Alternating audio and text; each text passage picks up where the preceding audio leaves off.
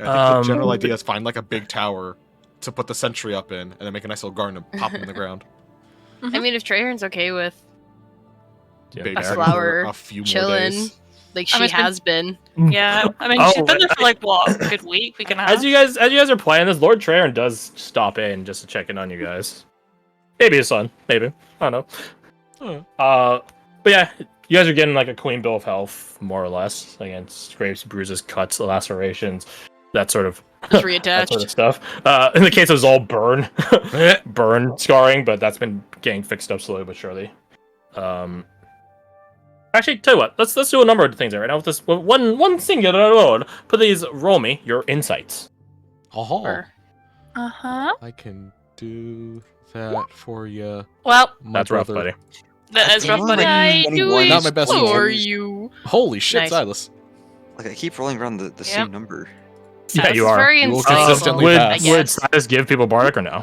Would you want to covet your bardics? No, I mean, We're in narrative mode, so I was gonna say, am I really gonna actually lose that many for this? no, not really. No. Yeah, it's gonna come back Then- anyways. All right, everyone yeah. spend a bardic downrange. Everyone? D8. Everyone. I've also added a contradictory influence. Sure. Even me? Also- I'm kidding. Hi, Pine. That's a I'll good save. I'll give you a bardic. Why not? Wow. Go crazy. If I Go roll a stupid. 1, I will cry. That would be very funny. You rolled Well, a it wasn't a 1. I mean, well, it wasn't a 1! Yeah, it wasn't. It indeed was not a one. I can't be mad. Pretty good across the boards. I think all of you are breaching 20 except in Nushka. Although Nushka, you did I forget a lot 32. closer with that +8. I did, yeah. 33? Oh my god. Yeah, I mean he had 26 from the one before, and then he just rolled a 7. So I got a 32. yeah. Okay, then I'll just make this blanket same across the board. I think it's Not fair at funny, this point. good. Fuck you. Yeah, so there are a couple of things that probably ping your guys' radar as, you know, Lord Trahern comes to stop in with you alongside Samantha and his own house guard captain, Baron. A couple of things strike you as you guys are just sort of in this lull. Zal does seem a bit more happy. I should say happy, less sad. That's a better way of putting it. He does talk to us about Not the positive. book. He's just not negative. My God, he's discovering religion. he's Well- reading the good book. Allow me to put No! Allow me to paint the pieces for you. So as you guys, some of you guys know, Zol's aspirant source is Sergeant Curse, Kirs, Yeah. Curse to his friends. He is Scottish. Woo. Scottish people, I think, Curse, you can confirm this, have a certain predisposition towards religion, Christianity and Catholicism and stuff like that. Yeah. What do you think a military man like Curse swears by as shit goes to hell around him constantly? Probably the good Lord. I'd say that's, uh-huh. He might have said some religious ideas and doctrines. Oh my god. Zol does told us about that book right there. Oh no! He's discovering religion. That's right. Through The man swearing. is the word of God. The real world Christian Facts. religion, no less. Hold on, Why? wait. Through a Jesus sweating Christ is a Scottish saint in this Funny world, to though. me. I preferred don't him when he panic. was mourning. Don't panic. Remember who Jesus is in this setting. Yeah, that's what I was saying. It's That's the like, Jesus Christ is like Oh a my god, that's right. yeah. Toltz would remark about the difference in that. Like, to them Jesus Christ is savior, whereas this word he's a saint of calamity. That's interesting. Wait, they have a Jesus Christ? what are the chances? Yeah, so it's an interesting dialogue, right? Like, what is similar, what is different, that sort of stuff. And who better to Which ask one than came Toltz? first? No one knows.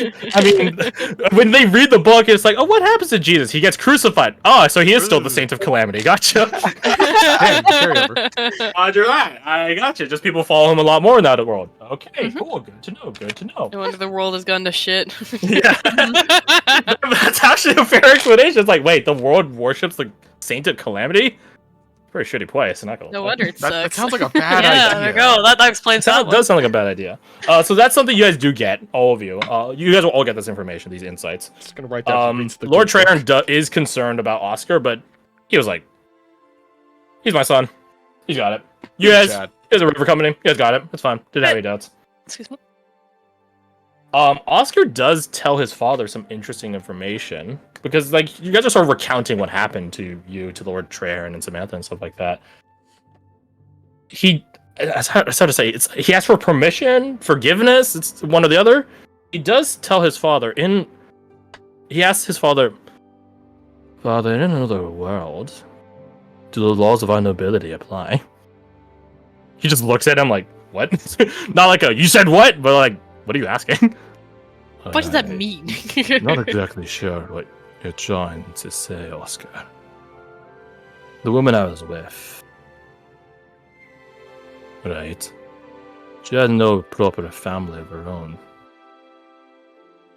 Ah, Lord Treherne immediately goes, "I know where this is going." So you lent her our name. She's a noble woman, sir. It's another fucking world. I don't know how the rules work there. Millicent Treherne. Millicent of House Treherne, let's go. Oh yeah, isn't she like your waifu in that game too? Just Shut up. this is just crash shipping the characters. So Sev getting saved in Republic Commando is absolute wish fulfillment. Blame Alec, he's the one that put the idea in my head. The Oh Millicent my one, God. after I was like, I'm doing one wish fulfillment, why not two? Gee, Crash, your game lets you have two wish fulfillments. Oh my god, that's Only weird. two. It's Oh not my like a two. God. So, actually, no. Let's let's say anything else I should bring up. Zol discovering Christianity. Oscar talking about Millicent. Oh, when Marika is healing Zol with her key, her magic healing, Cassiopei's keen note on it. Key. Keen note. So there's that. Teamwork. What else? I think that should be about it. Let me just go through everyone. I would say Vincent is trying to learn the language of Mandalorians. Because again, his value in it is like, this is a cipher language no one else Oh would my God. possibly know. Okay. It's like the most perfect spy language for us. It's like how they used Native American speech in was it World War One or World War II? Navajo. Navajo, thank you. Both. Oh really? They didn't do it too much in World War One, because we entered the war so late. Right. At that point, we're just sweeping the trenches with trench guns and winning. But yeah, in World War II, they used Navajo. They used Navajo translators, and it was so immensely hard to use to anyone that's not a Navajo member. Like, it's so nuanced that no one else would be able to translate it. So that was a really cool cultural thing that got introduced in the war. Fun. Very fun. Thumbs up. Let's see. Alessander, you rolled a third. Okay, so Morgan and Silas. Yeah. You do notice a peculiar thing. Alessander it seems a lot happier in a certain regard. I mean, in fairness, you guys did just survive this, right? Minus D. Alessander? Alessander seems a little bit happier. I don't know. No, I don't know who to believe at this point. I'm just Why are you no, confused? You're him. Just No, think about why. I just thought you said the wrong name as well. No. Yeah, Alessander does seem a bit happier given all the things that happened. He gives a lot more approval to everyone. He's like, good job. Thumbs up everywhere. Exactly. Yeah, so that probably catches your guys like, what's up with him? Good. Why are you happy? Why are you extra happy? Such an alien concept for the person who was born in the twins that went to Silfall to be in the military. It's like, Yeah, so that definitely pinged your guys' radar. He definitely is giving like, yeah, good job, thumbs up, approval more. Anything else that would catch? Altani does practice with her vibroblade, but I won't count. It's just a normal sword. It just is a normal sword. Yeah. But it just cuts through things better. Can It does. It can't. It does recharge. Test that out. You do not want to spar against a vibroblade. You do not want to spar against a vibroblade. Can she watch the sparring of the vibroblade? Because she is very interested in this and does not want to be in the as a way. listen- The vibroblade does not really read with her key at all. Oh, it's so fucking weird. Well, because it's from another world. It really only works in Right. the confines of that world. Okay, yeah. Right. So it technically is out of the world. Right. So it's not. It doesn't have the world's life energy in it because it's not from this The world. world. Exactly. So it actually doesn't register with Oral. your key at all. But yeah, to those of you that don't know, a vibroblade, it vibrates. So any slight slice, imagine like a paper cut, it gets opened up 10 times more. Yeah, because it's like a fucking bread cutter thing. Yeah. Yeah, it's pretty nasty. It's pretty Ugh. fucking nasty. So who's gonna get the chain swords from 40k? Ooh, that'd be interesting. I was actually thinking about Vincent getting a Dark Heresy crew because they definitely torture and interrogate people. Classy. It's all fun and games until Vincent starts praising the Emperor. Just kidding. Vincent would probably get killed for being a heretic because he doesn't worship the Emperor. Interesting thing. Yeah. Anyways, So it's like, do you worship the Emperor? It's like the who? Dead on the site. in fairness, though, there are like primal worlds, savage worlds, they call them, in the 40k universe, places that are actually sticks and stones and medieval times and stuff like that. Right. So there actually is. They bring the Emperor's light to these lost worlds because they used to be humanity's empire. Then it got cut off. Then it got degraded over time. So there's a precedent there for that. Isn't the 40k world so interesting? Isn't everything great? Yep. Anyways, move on. No, you're right. You're right. Do we get our aspirant features like right off the hop, basically? Mm-hmm. It's all yours. First, we you don't and have I to will talk this later about in- yours. Okay, Yeah. I guess I'll be talking to you as well. Okay. Talking both of you. We'll do it after Sash. We'll probably end a little bit early. Yeah. But yeah. I've got two things to ask you now. I have to remember two things, guys. I Write don't know it if I can do down. this. Yeah, just I don't know if I like, can do this. send me a Can we message. do this? No, Yeah, I don't get to know. Send yourself a Uh, message. Then. Just shoot a message in our DMs or private chat or something. But is there anything else you guys get? Oh, Violet does practice with her own blade, but when she does her blade song, it's different now. It's a bit more amplified. Oh. Wait, what world did she go to? Oh, she went to She went to the Friday game, Yeah. Dark Knight's World. So that's fun. I suppose. Amber does play around with this new gadget she has. Ooh. To those of you that already know, it's a fucking UT unit. So just see her zip across the fucking road at some point. She's not gonna test it in the city because that would be bad. That But gets too she much is attention. quite keen on going to like forestry and stuff like that, where this thing can embed and zip her along. Well, that's fun. And I'm If guessing all she the has same- no intention of giving it to anyone else. None of you guys can even use it. Really? Right, because she has You like the guys training. Training. for it. I was gonna say, did you train in the Blackwatch for the proficiency Yeah. for it? No, she stole that information from Queens. Ah! Yeah, that's I fitting. feel like if someone who isn't trained in a UT tries to use a UT, they'll It just just rips like her arm out. You just they'll make themselves careen into a wall. no, we know what happens when someone that doesn't know how to UT uses a UT. We just can just go watch the second episode of Attack on Titan. You know what happens to Eren Happens. like 50 Flips billion times upside over? down. He flips upside down, smashes his head against the ground because he can't Ow. bounce on him, right? Like that happens over and over and over again. So we know what happens when you don't know how to use a UT unit. You slam yourself into walls, you flip into the ground, you do basically everything what you want to do. Garth makes a good point though, because the UT is arm mounted as opposed to hip mounted like the ODM Right. gear. So like your arm would just be like ripped out of your socket if you're not prepared. So Probably. Anushka is And banned. the other- I would say here's the other point. Amber's the only one that knows how to make the gas for it. Oh, really? And up until someone reverse engineers it, she's the only one that knows how to make the gas for it, She's like got a Erica does. monopoly. Someone stop her. Right? Yeah. So she really is the only one that can use the fucking thing. Because it's a special gas canister that we have in Sunday to arm these damn things for 5 shots. So Yeah. I mean, that sounds like remember that time where we really wanted some of those fucking gas canisters when we were trying to scale the mountain in Fairfax? I remember that. Yeah. I Feels was rough. there. No, you weren't. Hobbydron was. And Hall Oh, wait, that's another thing. The Blackwatch ring is upgraded now because she talked to Quint about it. That's how he knew he could trust her. Aha. And she also knows about the Blackwatch and Logan, amongst other things of the world. Mhm. So that's cool. I think now that's about. Nope, my bad. There's one more thing. One more thing. Jackie. Kasai does her own training, her own sparring, and when she fights now, she does more than just emanate bright light like she always does. Her weapons carry fire with them. Is she a fucking fireman? Wait, say that again? Her weapons carry fire with them. They could fling fire in a certain regard when she swings.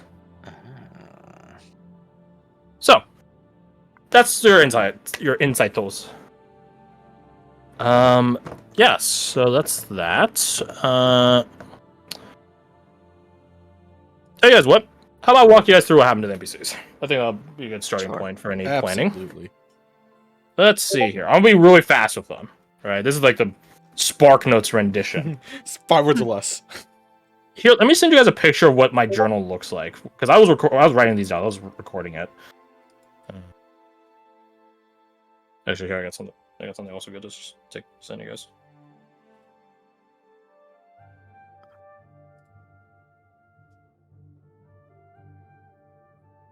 Nice. All right, I'm gonna send you guys a Tango picture as well. Excellent.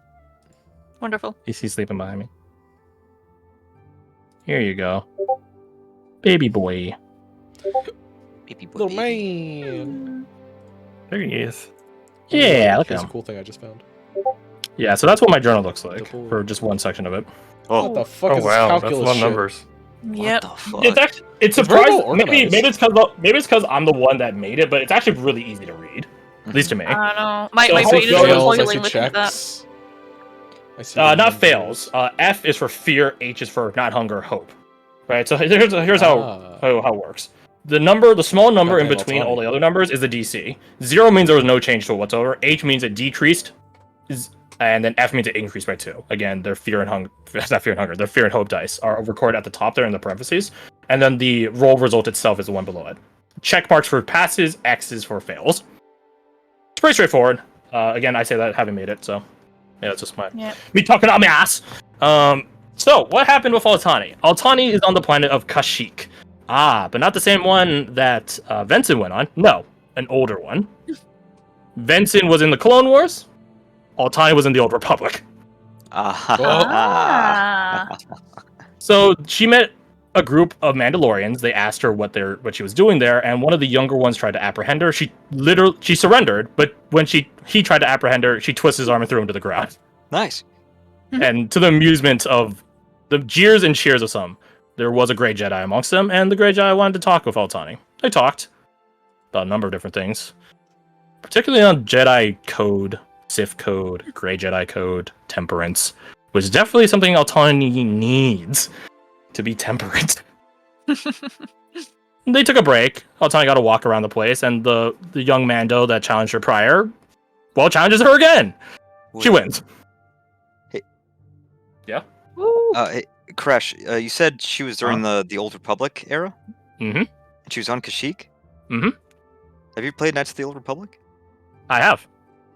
1, but not 2. I believe you go there on 2, yes? Yeah, you meet a Grey Jedi there.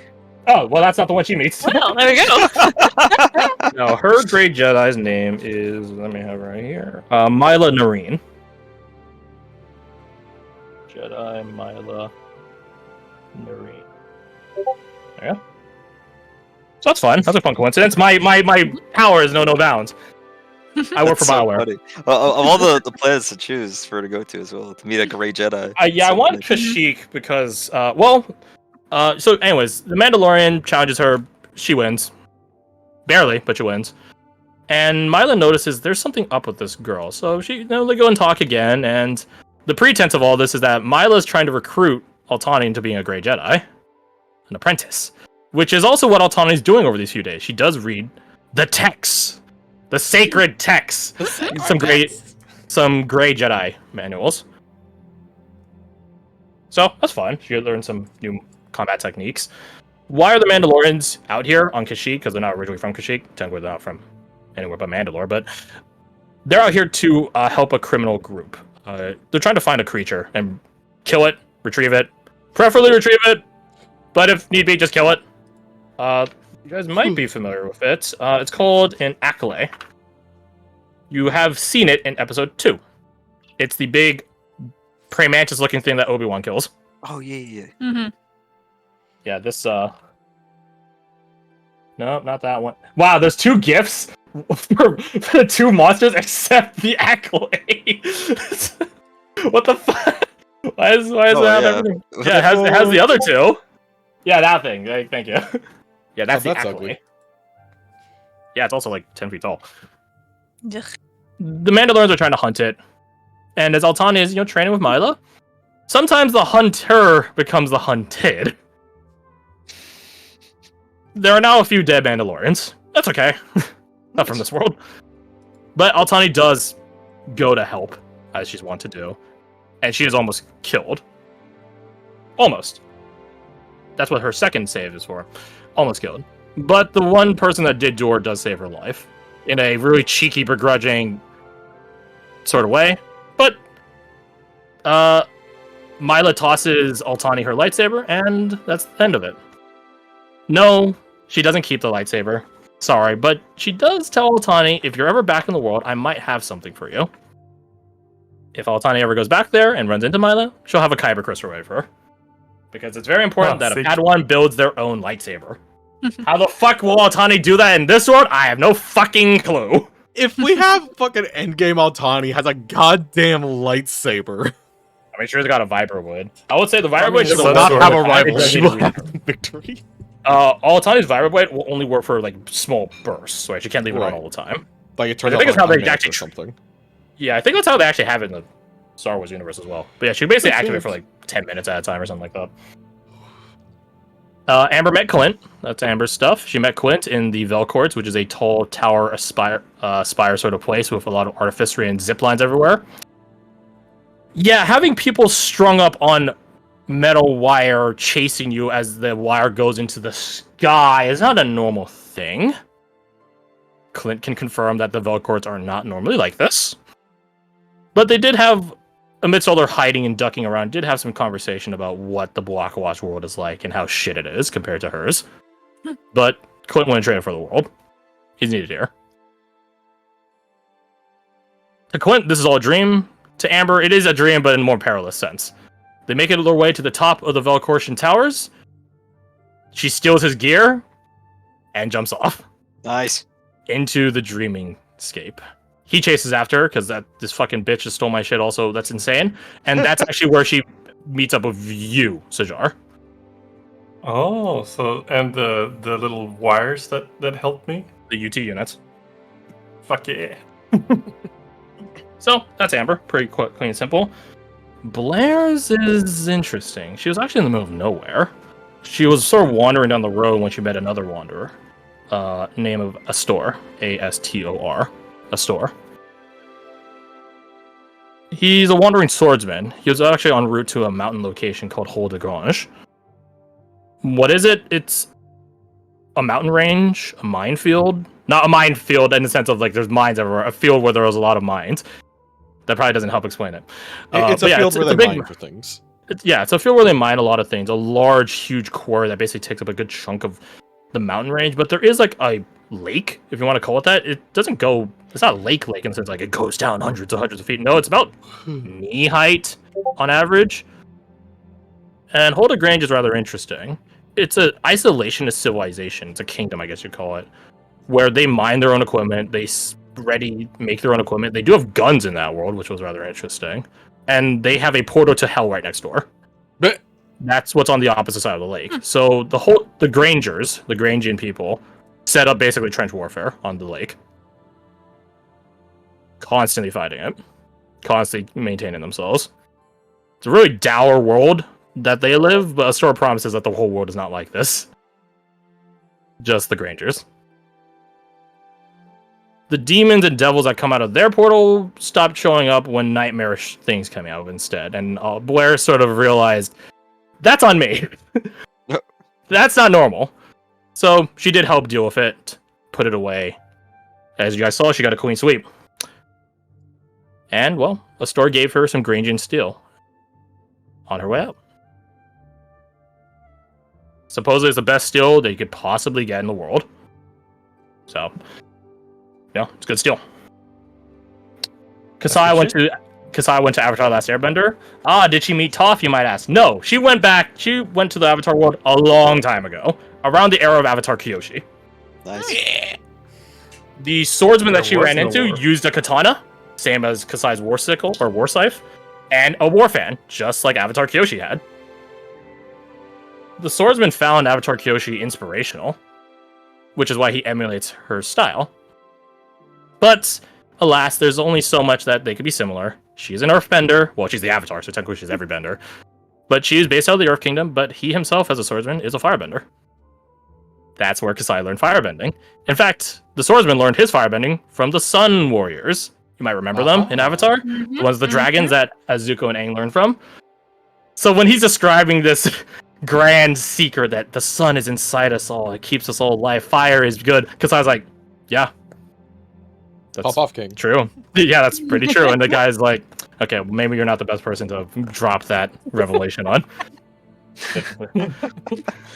You speak the truth. You speak Carry the on. true. Okay. But yeah, Kasai has some beginning semblances as well as some scrolls as to how to use a war fan. As well as firebending along with her own martial techniques. Sort of like what Zuko does. There's that. And was she interested in America because, like, the water healing? Waterbend.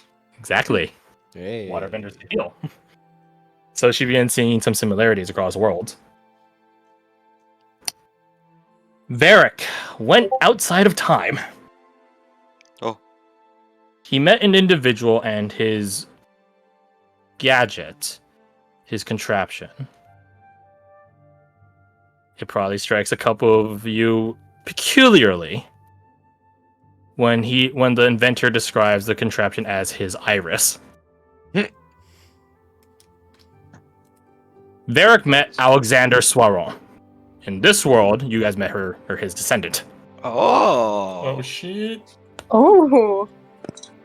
Garth knows Alexander Swaron. I played him. What's it called? Not gaslighted. Moonlighted. I mean, playing one Gaslight character and the other Batman. character. Yeah. Alexander Swaron at the end of the Thursday campaign, because had to conclude the campaign due to scheduling. Alexander Swaron got a wish from a genie. And the words I sent to O were simply, I wish we had more time. That was Alexander's wish as the world was crumbling around them, and it was my wish as the player. Alexander got more time. But the rest of the universe did Ho it. ho ho. Too much. And that's why, yeah, he's outside of time now. They went to different parts of the world, this old world, this new world. They eventually ended at Alexander's noble estate, where he crafted Iris. But it was besieged by nightmarish influence. But it was an enlightening thing to Varric. Mostly because, and this is probably something you guys would catch with your insight, Varric does seem a bit more, how to say, remorseful about Abigail. Because he has now seen Alexander Swaron made Iris in the perfect splitting image of his beloved. So Varric has now seen what it looks like in person in a much more relatable, humane sense of someone desperately in love that can't have their love. But that's fine. He's still a man of his conviction. But yeah, so as a result, Alexander can pilot his doll. That's what it's referred to. That's why Doll Mage exists. He can pilot the doll alongside doing other stuff. So Varric got some insights as to how he could have dual awareness. He could help you guys and still help his own stuff. He already does that with the mask. Now he does it better. As for why he can rewind time, well, when you have two great minds and philosophers in the same room outside of time, it tends to come into the conversation. And chronomancy is a known occurrence in this setting. It's rare and guarded as fucking hell, but it does exist. So Varric is just taking a page out of that. Delvit went to the Friday world, the Dark Lights world. He met with, they were referred to as the Ash Wardens. Their Tinkerer division, their R&D division specific. The thing that he has, and if you guys ask him about it, he will tell you what it is. It's a gland of a Darksider. Ooh. A being that defies law and reality has a gland in it that, according to the Tinkerer, it perpetually gives off energy. Like irradiation. The gyroscope around it is powered by it. The energy that gland gives off, it just gives off energy. Unfortunately, he got this gland after the fact. before the fact is a restrained Darksider in the lab. It got out. It got out, and there's only 2 people in the room, but it might have blown up a lot of stuff in the lab, but it's either the lab blows up or the lab blows up and we all die.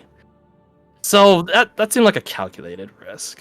Yeah. To be fair, it looks like you fucking. Yeah, he did fine on it. Yeah. Yeah, he got a queen sweep. That's why it went so well for him. If nothing else, Delvik coming back from his venture is a lot more happy. I guess that's an ongoing trend here. A lot more happy. A lot more sure. A lot more hopeful that his condition can be fixed. If not in this world, there has to be some world out there where he can fix himself. Oh yeah. Where did America go? She wound up in a forest with no name and met a robot. I'm not joking, it was a 6-armed robot that could switch out its arms for blades. The better and more interesting part, it was a sentient robot that had ideas on philosophy, theology, one's soul, and free will. It was very weird, to say the least. The robot itself was looking for its family. If the line America would recite from it is primary objective, protect family, secondary objective, protect self. So it was an interesting thing. Fighting inside some underground bunker with abductors that did have guns. That means America can catch bullets every now and again, so pretty handy. But they did end up rescuing the robot's quote-unquote family. But she just sort of was, I don't know how to say, not disturbed, that may sound bad, but left intrigued by the whole place, world, this sort of steampunk world where they use oil, this glowing oil, to do things. Before you ask, no, it's not Dishonored World. Oh. It's Environment, though. I was only thinking that because you said oil. It was a glowing oil. It was heavily inspired by the Dishonored World. So Gar what is it? and Fred, you guys did play in the setting once. Ooh. One time. I doubt you guys remember it. Yeah, refresh my I'm memory curious on that. now. Was it for You guys like, dealt with zombie infestation. You guys got to run. It was a different system. Savage World system. I Oh, vaguely remember us doing that. I don't have the. Yeah, you guys were what you're talking dodging about. giants. The setting, the game that it was stemmed, the campaign rather name was called Behind Closed Doors. It's meant to be like assassination spy sort of game. Let's see. Vaso also went to the old world that Varric did, except he was actually in the world, as opposed to outside time. He met 2 individuals who were in their travels, and when they stopped to take shelter at a tower, they discovered that all the people there had a dark secret. More so in that they weren't people at all. They were doppelgangers, replacements. Birthed from some red woven mother in the basement. I do say birthed, as in they watched it happen in real time. Oh. This Gross. red werewolf thing that stands like 12 feet tall births a person right in front of them. Like full-bodied as if an adult person. Ew. Yeah, so there might have been in a bad strait, but the creature did run away at the sign of religious iconography, and they took that opportunity to escape. They ran into a land of the dead, where they met a lord of the dead. The lord rode up on his cavalry with his cavalry units and told them an ultimatum: stake a step further and die. None of them had any stakes about entering into the zone of undeath at this moment, so they're just like, we're sorry we trespass. Thank you for your generosity. We'll take our leave. And that was that. But they did have some discussions. They had to earn that ability out. They had to negotiate, to be diplomatic with the Lord of Undeath. But they managed to talk their way out of it, and they decided to plan out what to do next. They had to deal with all these people not people in the tower, and they had to deal with the big red wolf in the basement. Sometimes a direct approach is the best approach. Sometimes fire is the direct approach. They did cook the thing out and take it from a different angle, going through some caves which had some Umber Hulks in it. But the Umber Hulks seemed to be discombobulated. According to one of the travelers, they were high off their ass on these mushrooms that were nearby. There was a weird hole that was covered in mayonnaise. No, because we didn't. no. Because this was a different instance. The two travelers are Zacharias and Tremaine. Oh, that's fun. Zacharias still looking for a sister. So they eventually dealt with the wolf. Let it be known, Garth was in the Thursday game. We had to deal with that wolf, except the wolf did not see the iconography, so we had to actually fight it. Mm-hmm. It swallowed his character, unfortunately. We got you out, though. It's all good. But we did have to escape past the Umber Hulks. And we did have to cover ourselves in mayonnaise to squeeze through the gap. Nice. This is worth it! Yes, where the we Borg always started love the from. story. Worth it! I still think Morgan was talking about herself. I She She was. Yeah, she She was. was not. She was not covered in mayonnaise. Morgan. I don't know, begins you're getting with awfully M. defensive about this. I know, right? Mayonnaise begins with M. Awfully defensive. Mhm. Let's see. Let's go to Zol. Zol real walked quick, out of an because I listened. alleyway. An alleyway in Boston. Ooh. There are no lights anywhere. Out of game, the power grid was down. He smelled blood. He began wandering around, wondering where the hell he is in this dark alleys of a city that he's never been to. Little did he know, he was actually he drew the short straw out of everyone here. He had to go to Boston. well, we'll talk about that. Anyways, so Zol does end up meeting the soup crew. He got detected. He got pinged as an anomaly by Alpha, Bravo, and Charlie. Be advised, big guy. Beginning. The soup crew's time investigating the string of dead bikers, is done, and so they're just sort of questioning Zol. But Zol is so utterly just a guy that there's if he's an anomaly, he's the best liar here. Or if he's dangerous, he's the best liar here. He is an anomaly, so they took him back to HQ, past the angel at the front door, and talked to their boss, Agent. Don't remind me of the name. Jesse. Trying to get the best. Quick. Thank you. And Jesse Zol was Cowboy. Zol was listen, I don't know why I'm here, but I imagine I got put here for a reason. All right, so what y'all doing? I can help.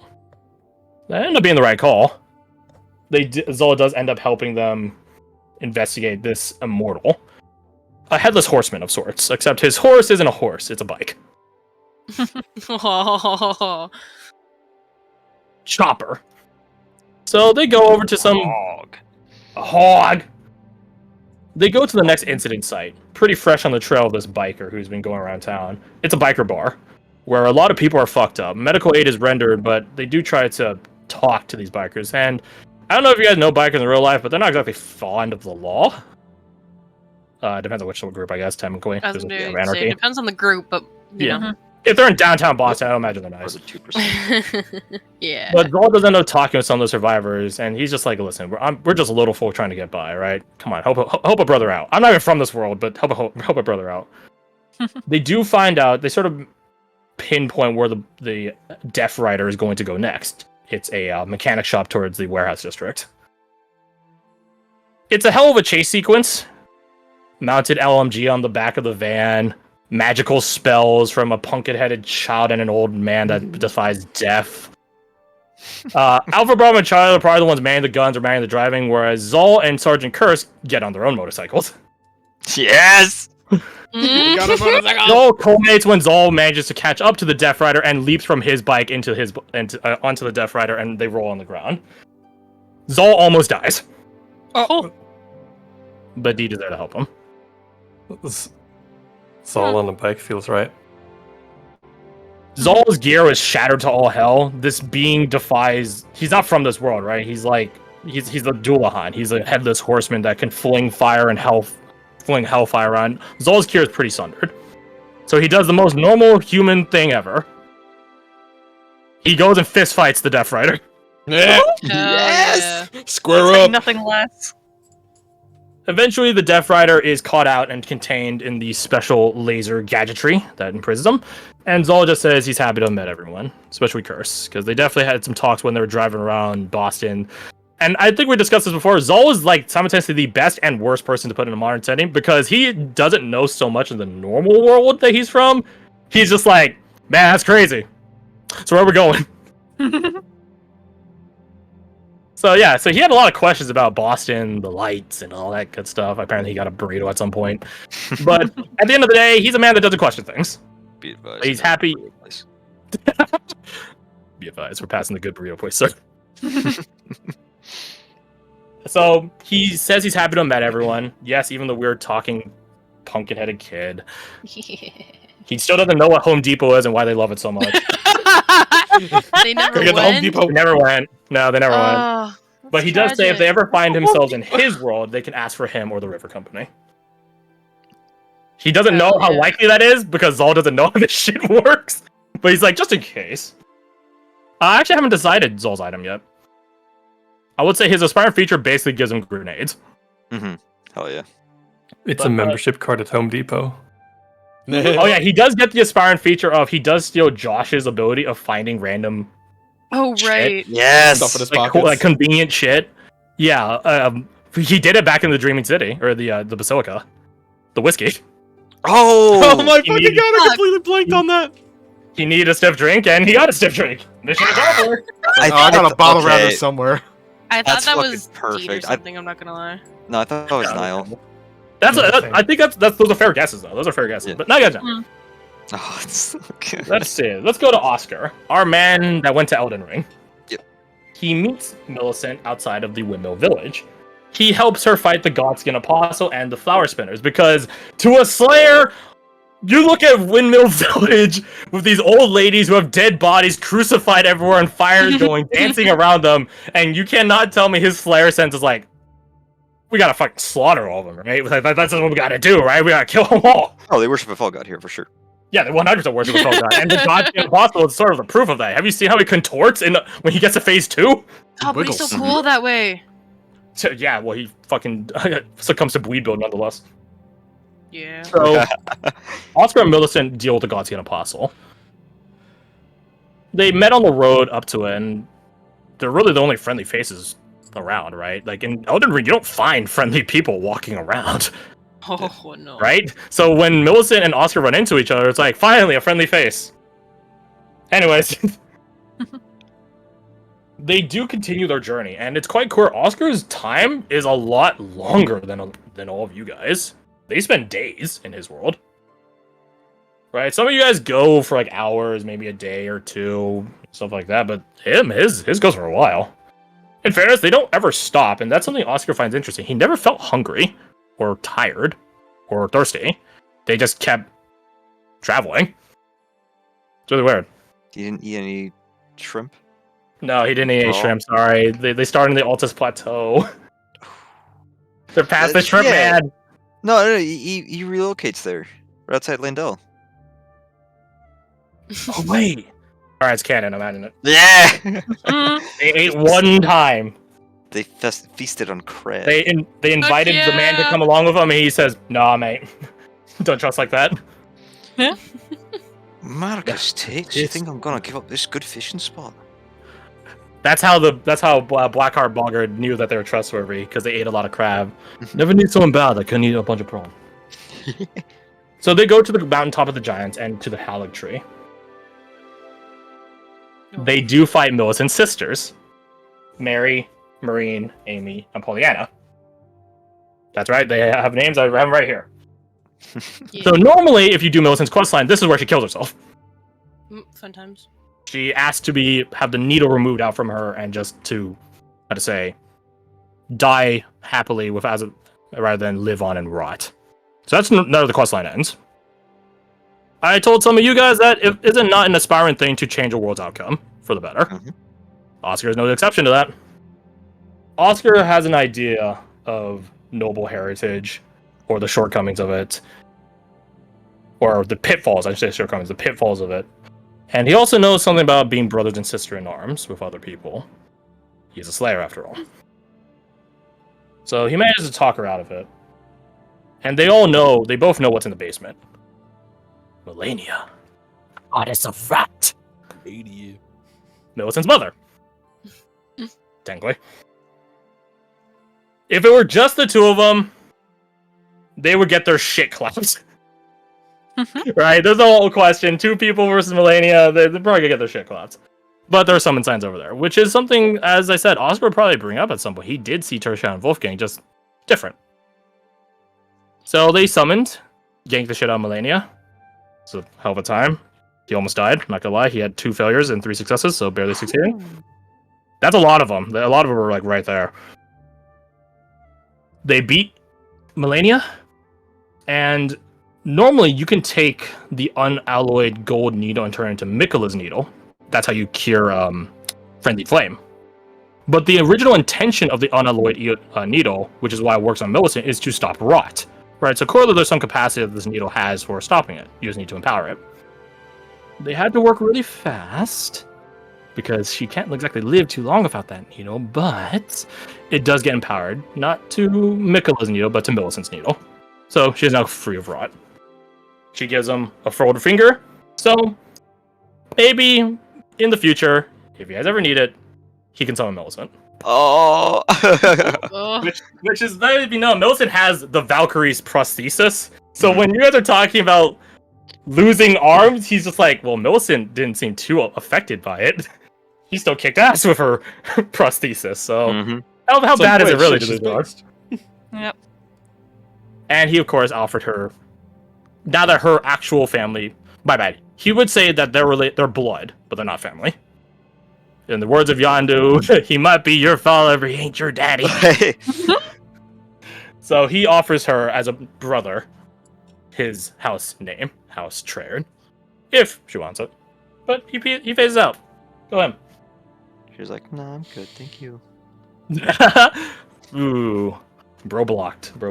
I think I already covered Vincent's pretty simply. He was on Kashyyyk. He ran into a kid Wookiee, teen Wookiee, I don't know, teen wolf, that was about to get abducted by Trandoshan's. Saved the kid. Mission accomplished. He doesn't speak Wookiee. I don't think that's surprising to hear. They, regardless, recognize that, hey, you don't like these lizard slaver people, I don't like these lizard slaver people. Let's go. He does end up picking up some of the Trandoshan weapons, shotguns, which is something that exists in this world. So he has an idea how to use them. And they keep traveling around until they get into a high posted position, watching a Republic commando about to get taken down. Vincent still has his assassin rifle, so he puts it to good use. In the Star Wars world, they're just called projectile weapons, which technically is what they are in the real world. He does end up saving 07, designation, 07, nickname Sev, and they rendezvous with each other. Again, enemy of my enemy is my friend. Sev can translate the Wookiee speak, thank God. And they keep traveling around, trying to make it back to the quote-unquote front line. On the way there, they do spot some Trandoshans who are going back to a logistical point. They did not make it to that logistical point.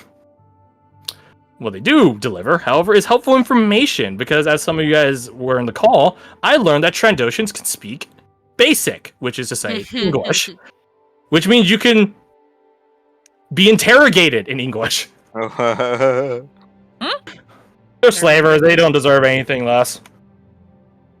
They find out an assault is happening toward the Wookiee village, the same one that this Wookiee's from. So they go to stop it, and they do. Not that hard. And when they're getting assaulted from the front, and then they get stabbed in the back. Before they can make their way back into the Wookiee village, I mean, the kid blitzes into it. He's happy that he wasn't enslaved. Sev does say, hang on to this. They did find another dead commando on the field. Vincent gave him his time to mourn in privacy, and they had talks on what it feels like to be left behind. Someone's fault. It just is what it is. Just following orders. But they did scrounge a lot of that commando's gear, and Vincent actually got to use a blaster. Which, again, to Vincent is just a magical energy weapon. Looks at Alexander. Anyways. Vincent does give back all the gear. Again, he sounds like Sev will need it. But Sev is like, hang on to the revitalizer. It's not like he can use it on himself anyways. So Benson's item is the Revitalizer. Don't know what it does, but it definitely will. It won't be you get back up at 1 HP. Now, if that thing activates on you, you are getting back up in a fighting capacity, right? Because ain't some commando shit to get up just to die again. So let me get this. You just straight. gain a So shit ton it of said temp no to HP. back. Well, that's the interesting thing. In the Star Wars universe, they actually comment on it. Commandos have special back-to implants that allow them to use like the stations. Normal clones will get that. But don't worry, the gun transcends reality now, so we can use whatever rules we want. Violet goes to the Dark Light setting, Friday setting. She enters out somewhere in a forest south of Eulonia and the Ventori League. She encounters an Ash Warden and a Eulonian Knight, who are in the midst of going down the road to look for a stolen caravan, whose bandits, the abductors, are somewhere situated in the pitch, the nighttime zone, which nothing dares transgress unless they're insane, suicidal, or an Ash Warden, or a specific sect of Tarian monks. Violet quite immediately notices that this is her mom. She's called Victoria, same name as her mom, of House Exorlit Exania, yep. So the entire trip, she's like, what is this? Because Violet has never talked to her mom. Her mom died when she was a little tot. So this is the closest Violet has ever conversed or gone with, like, in conversing and interacting with her own mother, and it's not even the same fucking world. Knightess Victoria does have an interesting fighting style. Eulonian Knights sort of don't exactly... They wear armor, right, as part of their knightly heritage, but they don't exactly, use the best tactics. They sort of just run at the enemy. To most people, this would be suicide, especially if you, say, run into, like, a bandit roadblock that has an 8-pounder cannon and guns. Yeah, running at the cannon might not be the best avenue. The Ash Warden certainly doesn't think so, as he disappears into the pitch, which is probably some of the spookiest shit any normal person in the setting would ever see. Someone that jumps into the pitch, willingly. Doubly so when they come back out of the pitch right behind you. Nothing personnel, kid. The knight runs at the barricade, and is protected by divine faith and shielding. My faith is my shield, quite literally. A glowing blade, dare I say cocky ambition. They deal with the roadblock, and it does get pitched over to Violet that, hey, maybe you should just take a gun. Any idiot can use a gun, just point it and shoot it. Running at the target with a blade might kill you. But Victoria and Violet vehemently disagree. Victoria, because she believes in Violet. Violet, her aspirant word is, well, it's competency. She's not having you guys make up for her slack. And she does end up trying to pick up this fighting style that the knight uses, but she doesn't quite get it. They eventually arrive at the bandits' outpost after some days of travel. But it's like getting third party in like PUBG or Apex. While they're in the midst of fighting the bandits, monsters show up from behind. The world is never easy. It is almost a slaughter, a TPK one might say, but Violet does get saved by quote-unquote Amber. Still no clue how that works. And she does finally learn how to use that fancy swordsman technique that her mother uses. Not that it is her mother, but it is her mother. Contents reacquired. She fades from the world, and it is revealed. Finally, the Ash Warden lets down his visor to say goodbye, and it is her dad.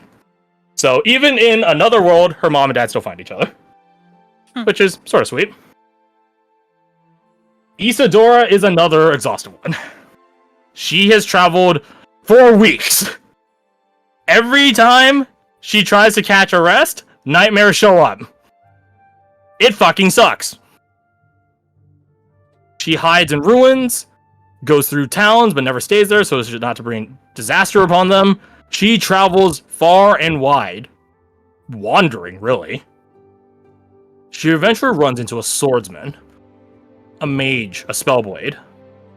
He says he's in the midst of looking for his sister, not by blood, but by relation, by tie, by rapport. But it's quite clear that Isadora is hounded by these otherworldly beings. Contrary to how some of you guys have seen, though, whereas people from the world that you're in can't actually hurt a nightmare, this swordsman could. So that means he, knowingly or not, has been down an aspirant path. they found some potential of getting Isadora out of here in the form of an augmentative training facility that opens the world closer towards the Dreaming City. Not your Dreaming City, that world's Dreaming City. A different Dreaming City. Which probably adds a large layer of what the fuck, there's multiple Dreaming Cities? Sort of not really.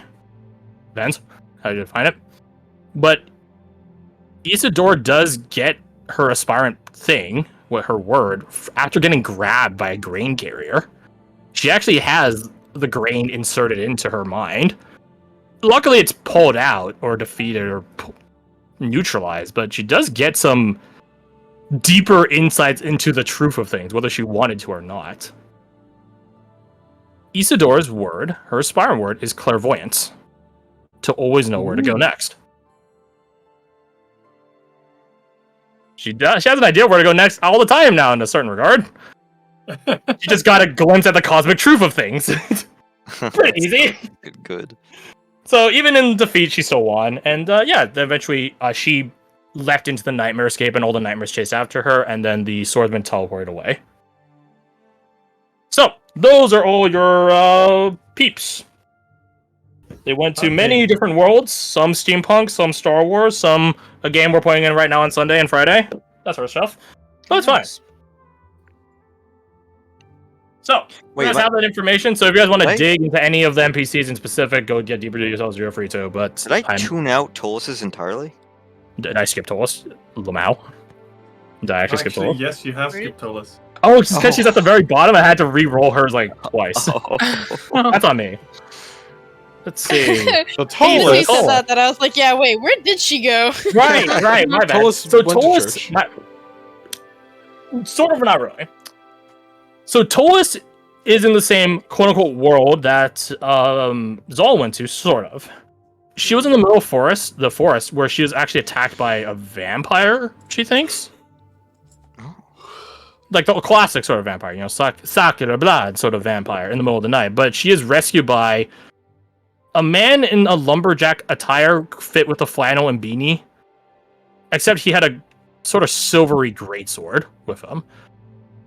She also had a changeling, but not this world's changeling. She's referred to as a changeling, but she's not. She's halfway.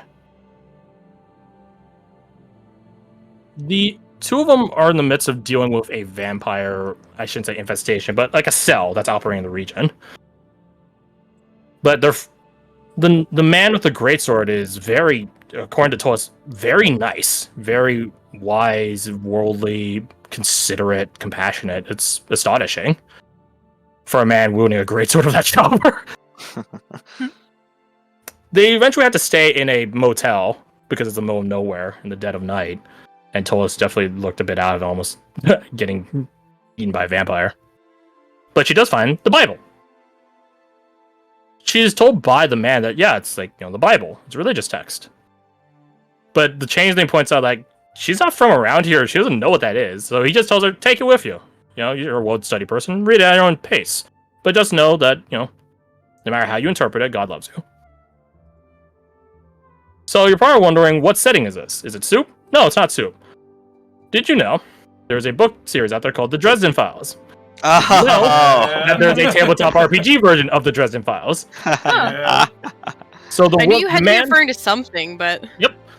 So in the Dresden File book, the nails that impaled Jesus to the cross are actually... They've been taken and repurposed and turned into holy weapons. It actually happened, and let me be known, it is absolutely otherworldly, right? In one part of the book, one of the knights dies, his blade gets shattered by a fallen angel, and the fallen angel's like, haha, I win. Then a nerdy Jewish coroner picks up the broken part, the hilt of the blade, and it turns into a lightsaber and attacks him and wins. Oh! That's Right? so cool. That's how otherworld. And better be known, this guy's a fucking nerd. That's why I turned into a lightsaber. Right? So these things clearly have different connotations and interpretations, but there was always 3 Knights of the Cross, one for each part that stabbed into Jesus. This is one of them. Where are they, you might add? Well, the best place in the world to deal with vampires in a forest, Port Angeles, Washington. It's west of Seattle. You guys have probably have seen it. It's where they filmed Twilight. He's not dealing with the vampires there, but Tolos learns that there are actually lots of different types of vampires. There are some vampires that feed on blood, there's some that feed on your soul, and there's some that feed off of your lively energy, almost like a succubus. That is an actual thing in the Dresden File worlds. They're referred to as different factions of vampires: red, white, black, stuff like that. So there are definitely some vampires that try to give you the suck in a different way. I was really hoping you were going to say that Lumberjack was Canadian. Oh my god. He is. He's Canadian now. Yeah. Port Angeles. If you guys don't know where Port Angeles is, look it up. It's like right. Like you could take a ferry from Port Angeles and cross into Canada. That's how close it is. Fuck yeah! Yeah. So it's entirely fair that he was Canadian. I'm not as upset about the. I'm kidding. Yeah, Canadian Knight of the Cross, eh? Yeah, he spreads a good word and